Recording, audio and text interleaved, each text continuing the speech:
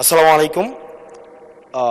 যেহেতু শিক্ষার নিয়ে কথা হচ্ছে, আমাদের বর্তমানে মাননীয় স্পিকার, আমরা যদি বর্তমান শিক্ষা ব্যবস্থা দেখি, আমাদের এন্ট্রান্স ইনস্টিটিউশনগুলোতে বিশেষ করে প্রাথমিক শিক্ষায় আমরা দেখছি যে ভর্তি প্রক্রিয়াতে আমাদের এখন দুইটা পদ্ধতি প্রচলিত ছিল। এডমিশন বাই মেরিট আগে প্রচলিত ছিল, এখন সেটা কনভার্ট হয়েছে এডমিশন বাই লটারির মাধ্যমে হচ্ছে এখানে বাচ্চাদেরকে ভর্তি করা হয়।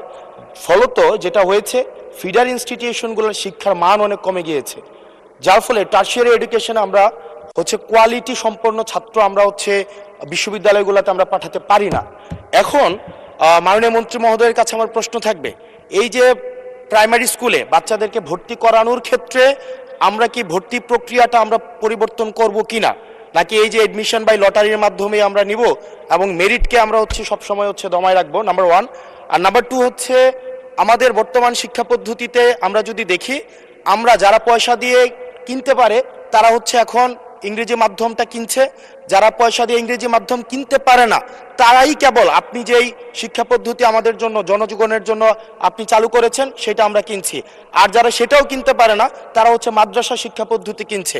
আপনার কাছে প্রশ্ন যে আমাদের বর্তমানে একটা দেশে এই তিনটা শিক্ষা পদ্ধতি যেটা অর্থনৈতিক অবস্থার উপরে নির্ভর করে চলে, এই তিনটা শিক্ষা পদ্ধতি জিয়ে রেখে আপনার কি মনে হয় যে আপনি একটা ইনক্লুসিভ শিক্ষা পদ্ধতি নিয়ে আমাদের দেশটাকে আগায় নিতে পারবেন? ধন্যবাদ। অপটিক্যাল ব্রাইটেনার, কালার গার্ড এবং ডার্ট লক সমৃদ্ধ অ্যাডভান্স ফর্মুলায় এলো নতুন রে ডিটারজেন্ট পাউডার। মূল প্রশ্ন ছিল জাহাঙ্গীর হোসেনের, মাননীয় সদস্য, সারা দেশে প্রাথমিক ও গণশিক্ষার উন্নয়নে কোনো প্রকল্প গ্রহণ করা হইয়াছে কিনা, হইলে তাহা কি? এখন তো ইন জেনারেল আমরা ডিসকাশনে চলে গিয়েছি, তবুও মাননীয় মন্ত্রী আপনি ইচ্ছা করলে উত্তর দিতে পারেন। ধন্যবাদ মাননীয় স্পিকার, ধন্যবাদ মাননীয় সংসদ সদস্যকে। যদিও তিনি ব্যাপকভাবে প্রশ্ন করেছেন, আমরা আশা করি এই মহান সংসদে এই বিষয়গুলি আলোচনা হওয়ার প্রয়োজন রয়েছে এবং তিনি করছেন। মূলত আমাদের দেশে শিক্ষা ব্যবস্থার জন্য রুরাল অ্যান্ড আরবান দুইটি সেকশন রয়েছে। এখন গ্রামীণ জনপদে যে প্রতিষ্ঠানগুলো রয়েছে সেখানে প্রি প্রাইমারি স্কুল রয়েছে এবং ছাত্র সংখ্যা এতটা কম্পিটিটিভ নয়, সে কারণে সেখানে ভর্তি সমস্যা তেমন একটা হচ্ছে না।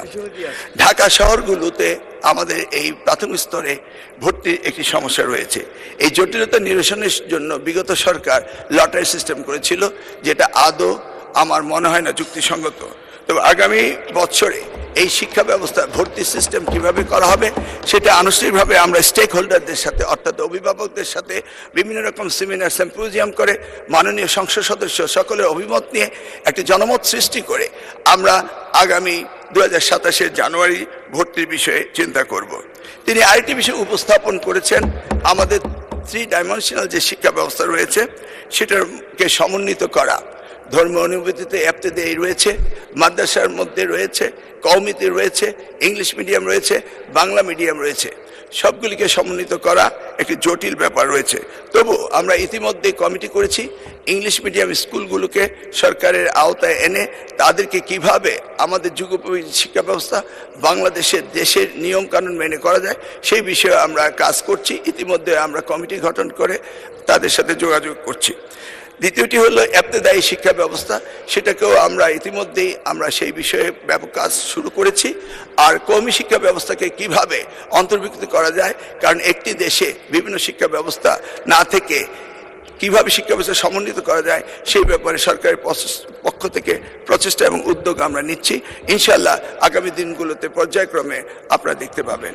আপনাকে অশেষ ধন্যবাদ।